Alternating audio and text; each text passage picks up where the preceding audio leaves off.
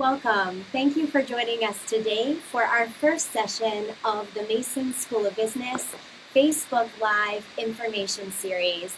I'm Amanda Barth, Director of MBA Admissions. And I'm Tanya Wilhelmi. I'm the Associate Director of MBA Admissions here at William & Mary.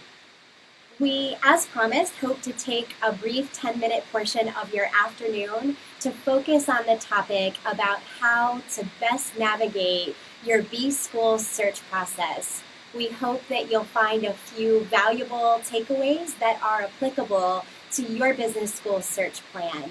To get us started this morning, I thought I'd talk a little bit about how students commonly begin the search prospect. The GMAC Prospective Student Survey tells us that friends and family are actually some of the biggest influencers on a candidate's decision to pursue graduate school. Next, some of their managers and professional mentors are great inspirations, especially those who might have already done an MBA. And finally, as candidates are considering job prospects, some of the education qualifications that are needed to apply to particular positions can also be inspiring for a candidate to take the leap and start the B-School search process. We recommend, to get started, that you first consider colleges and universities with a strong national reputation and a really good brand presence for their business school. You'll want to consider which business schools are offering you the right portfolio of programs and opportunities. And also think about where you'll be most comfortable geographically and which schools align best with your professional career goals. Tanya, as a global alumnus of the Mason School, how did you approach your process for researching which school to attend abroad? That's a great question. So I graduated from the school, from the program 2 years ago, and I'm from Germany. So obviously I was in a little bit different position when I started my business school research. And really, as a global candidate, I think the most important first step is really to decide where you want to be geographically. And, for me, it was very clear that I knew I wanted to be in the U.S. and more specifically on the East Coast. And some technical difficulties here,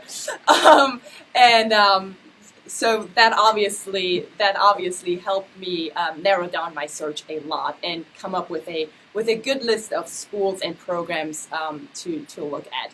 So from there, again, as an international candidate, you're probably not as familiar with the schools and the rankings and the prestige. So I started looking at rankings and started comparing of, hey, what is actually out there in the geographic area that I wanted to be in.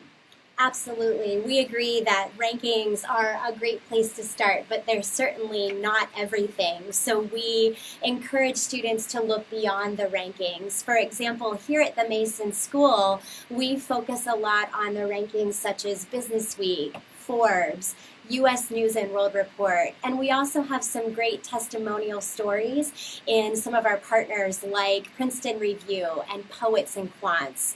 Another really important aspect to consider beyond the rankings is accreditation. Here in the United States, a sign of a top quality business school would be AACSB accreditation. It is the stamp of approval that indicates a business school has top quality academic excellence. We also really do once again encourage you to identify programs that offer the best training in your particular concentration or area of study. You can determine this by researching their websites, talking with successful alumni who have worked in these fields.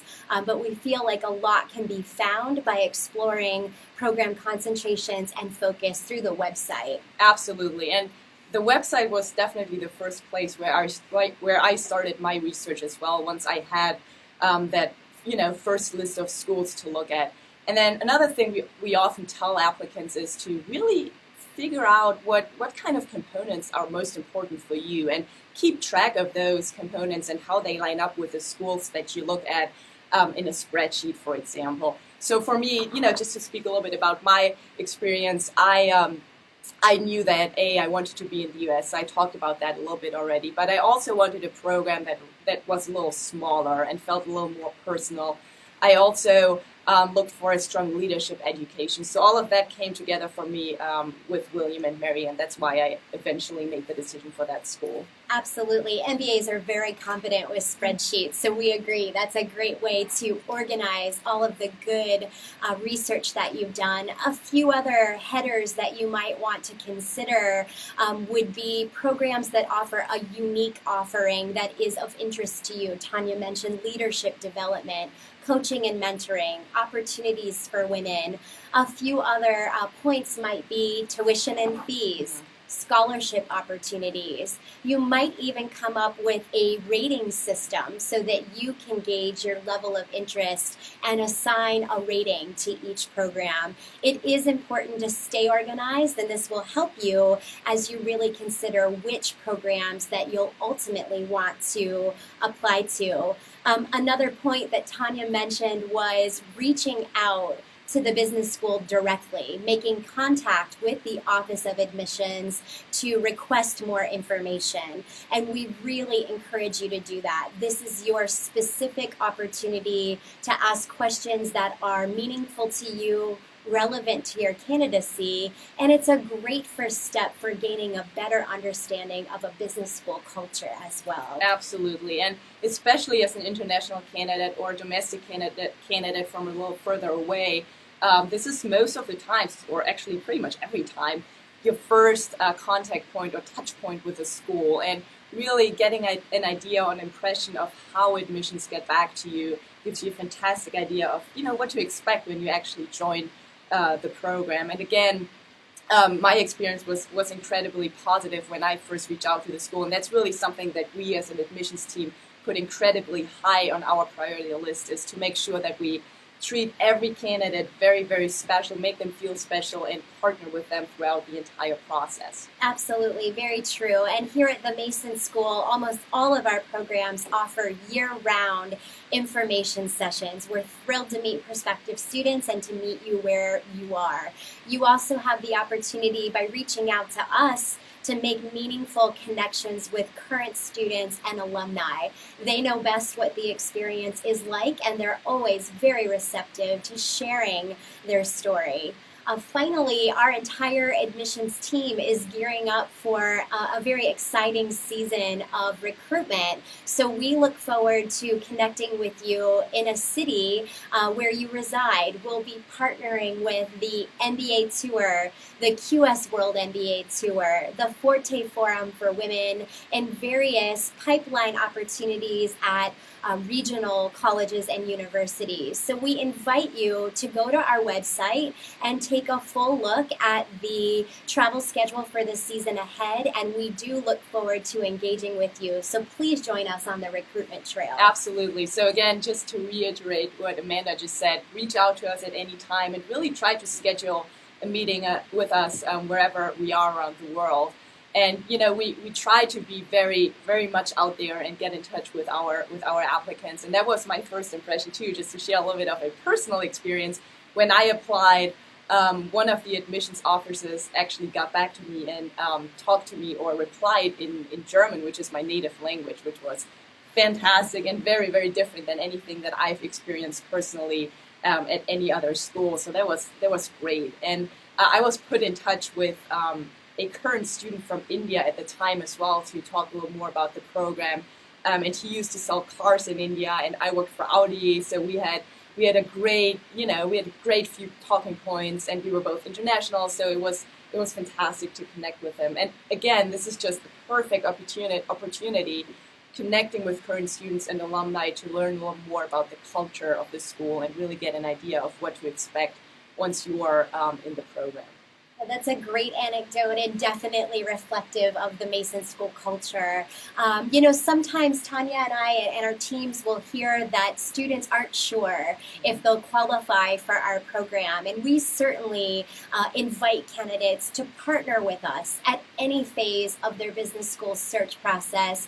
We look forward to being your partner as you navigate the possibilities. We will coach you, we will offer you advice, and we'll work together to determine if if the Mason School is the best fit for your graduate management education. Exactly, and we welcome any email, any call, and please reach out to us with any questions. We're really happy to partner with you. And I think that's all we have from our side, but I assume there's probably going to be a couple of questions, so we are happy to take a few of them. We do actually have a couple of questions this week. The first question asks, what tips do you have for how I should approach an admissions representative at a fair or forum event? Sure. Well, as Tanya and I have experienced the events that we're referring to, we would first tell you to make sure to present your professional self. When you attend an event, you want to make sure that you've done your research about the business schools in attendance in advance. When you first step up and talk to an admissions representative, make sure to ask them questions that are more specific, not things that you could readily have researched on their website. And of course, you'll want to dress professionally, have your business cards handy, and even prepare a professional resume. After all, that is your first impression with an admissions committee representative or a member of the Mason School. Okay, thank you. And our second question this week asks, what tips do you have for speaking with current students and alumni? Well, I would say just to be respectful of their time. So our current students are certainly busy and our alumni have demanding careers. So we would encourage you to just be very respectful of their time. And Tanya, what do you think about the etiquette for linking on LinkedIn or if you happen to connect with an alum by email? Well, first of all, I think the first step is reach out to the admissions team and try to get connected to a current student or alumni that way. So that's probably the proper etiquette, I would say. But then obviously, there's always, moments where you stumble across an alumni or a current student on LinkedIn. And there's no harm trying to connect with that student on LinkedIn, but just make it professional. So treat it like someone you would reach out to at a company. Treat it very professionally, send a professional message, and just be respectful again of their time when you actually reach out to them. Well, thank you so much. I think that is all the time that we have today for questions, but we hope that you enjoyed this brief Facebook Live information session with us today. Thank you so much. We'd like to introduce that our next session of Facebook Live will take place on July 6th, and our Executive Director of the Graduate Career Management Center, Phil Hevelin, will be streaming to you live. So we hope that you'll join us for the continuation of the Mason School of Business Facebook Live information series, and our admissions team will be back in late August. On August 24th, we will produce a mini application workshop where we will virtually walk you through the steps for how to develop a strong B-School application for admission. So once again, thank you and have a great day. Thank you. Bye-bye.